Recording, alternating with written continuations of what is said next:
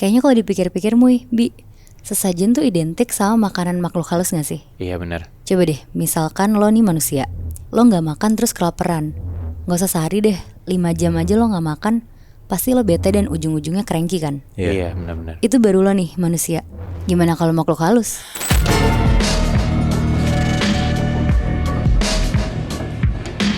Dengarkan versi lengkapnya hanya di aplikasi Noise. Jadi cerita kali ini tuh cerita dari temen gue yang ngirim ke email kita. Dan ini terjadi di daerah Kepulauan Riau, Tanjung Pinang. Oke. Ada 2 perempuan yang temenan deket, namanya kita sebut aja Nisa sama Dina. Tapi ini namanya gue samarin ya, karena dia minta disamarin. Jadi ada 2 perempuan yang temenan deket, namanya Nisa sama Dina.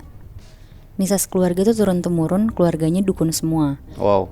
Dan dia punya buyut yang lumayan terkenal kayak dukun hebat di pulau itulah. Oh berarti dia emang orang sini nih, orang Riau. Benar Moy, Sorry, ini di Kepulauan Riau atau di Riau? di Kepulauan Riau. Oh oke. Iya. Tapi kakek buyutnya ini tuh meninggal. Dan meninggalnya tuh kayak agak susah gitu, karena terlalu banyak dalam tanda kutip pegangannya dia.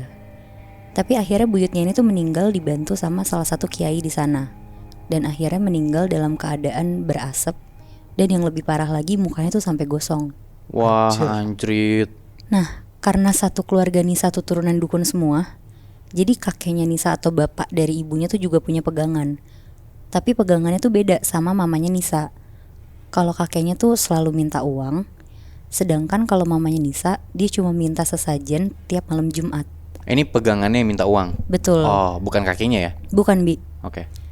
Nah, bentuk sesajennya tuh kopi pahit, bunga melati, mawar merah, mawar putih, kembang kantil yang berjumlah ganjil, sama 1 sisir pisang susu. Oke. Nah, pas Nisa ceritain itu ke Dina tuh kaget. Dan karena dia penasaran, jadi dia minta diceritain terus lah tentang keluarganya Nisa yang emang beda dari keluarga lainnya. Oh si temen lo ini yang Nisa atau yang Dina? Temen gue ini yang Dina. Oh berarti dia dapat cerita dari temennya ya? Betul. Oke. Saking deketnya mereka berdua, setiap Kamis pagi biasanya tuh Dina pergi sama Nisa ke tempat kakeknya Nisa. Dan di sana rutinitasnya si Nisa ini tuh selalu disuruh mandi sama kakeknya. Tapi bukan mandi biasa Bi.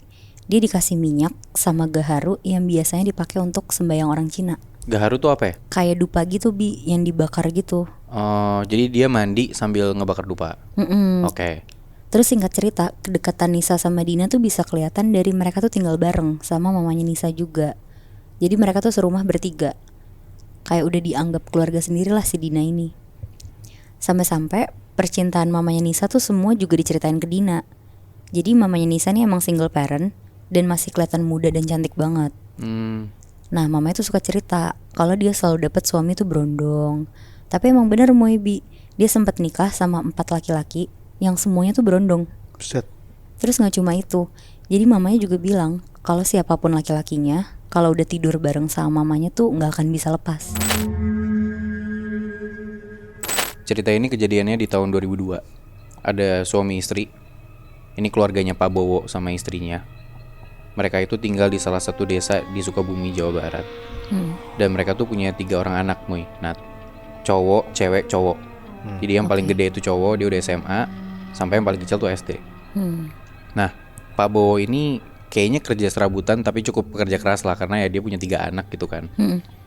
Nah, suatu hari ada seorang juragan, Muy.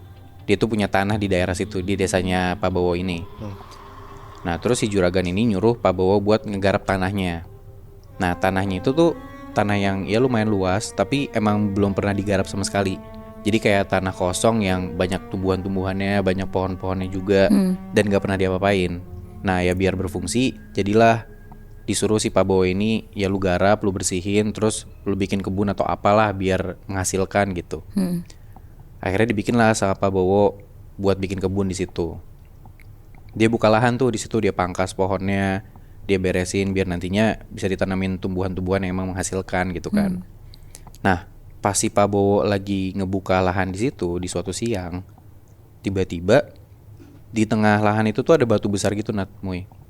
Dan di atas batu besar ini tiba-tiba muncul ular kobra. Ular kobra itu cukup gede, jadi kayak kepalanya tuh sekitar seukuran tangan manusia, kayak dibuka gitu, cukup gede lah ya.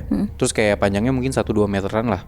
Gara-gara kaget ngelihat ular kobra kayak gitu, Pak Bowo tuh ya karena juga takut, Akhirnya ular ini dipukul pakai sekop sama si Pak Bowo sampai mati. Oh. Takutnya nih kobra nyelakain dia gitu Iya, kan. iya. Berlanjutlah proses penggarapan lahan ini sama si Pak Bowo. Ternyata besokannya pas lagi ngegarap si lahan itu buat dibersihin, ada di salah satu pohon, Pak Bowo tuh ngelihat ada sarang ular di situ. Oh. Jadi di bawah satu pohon gitu ada sarang ular kobra dan ada beberapa telur di situ. Dan ada 1-2 ular juga di sekitar situ. Lagi-lagi Nat, Muy, gara-gara Pak Bowo takut, ya takutnya dia nyawanya nggak selamat gitu. Biar benar-benar aman, akhirnya sarang itu dibakar sama dia. Oke. Singkat cerita, lahan selesai, udah bisa ditanemin tanaman-tanaman, tumbuhan-tumbuhan. Dia tanam tuh kayak tumbuhan palawija, kayak singkong, kentang, dan lain-lain lah. Hampir sebulan berjalan, kejadian aneh mulai muncul nih, Nat, Muy. Setelah sebulanan itu, anaknya Pak Bowo yang paling kecil, yang SD, itu tiba-tiba kena kusta. Kita emang nggak tahu kadang tempat baru yang kita datengin itu ada background story apa kan. Jadi ya kita harus jaga diri banget lah. Dan kalau bisa jangan ngapa-ngapain di tempat baru. Kalau di tempat baru kayak so tau atau misalnya mindahin barang atau gerecokin barang di sana, ya pasti lo bakal ngerasain sendiri akibatnya apa. Nah hal itulah dirasain sama satu geng yang lagi ngelakuin perpisahan di salah satu destinasi wisata di Indonesia. Ini nggak bisa gue sebutin karena yang ngirim cerita emang nggak mau disebutin nama tempatnya. Jadi waktu itu satu kelas SMA nih perpisahan, terus ada satu geng isinya 5 orang, 3 cowok dan 2 cewek. Oke. Mereka tuh kayak bercanda-canda lah pas nyampe di tempat ini. Mereka tuh mau stay di villa gitulah selama 5 harian. Pas sampai villa itu sekitar jam 5 sore, mereka berlima tuh ngerasa kayak tempatnya tuh kok gak nyaman, kayak gerah, terus lembab. Ternyata ada beberapa anak-anak kelasnya itu juga yang kayak ngerasain hal yang sama. Nah tapi tuh orang-orang itu di luar orang berlima ini ya, kayak ya udah aja dan nggak mau komen apa-apa lah. Tapi 5 orang ini, satu geng ini kayak komen mulu, malah jadinya kayak julid. Pokoknya omongannya nggak kontrol lah. Padahal tuh mereka baru banget nyampe villa itu juga. 5 orang itu tuh sebut aja namanya Agam, Bani, Ridwan. Itu 3 cowok, Sasa dan Dina, itu 2 cewek. Oke.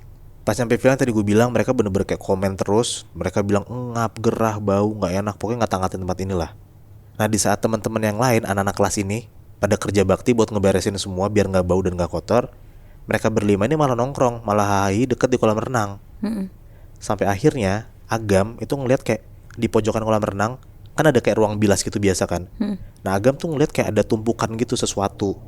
Disamperin lah sama Agam karena dia kepo.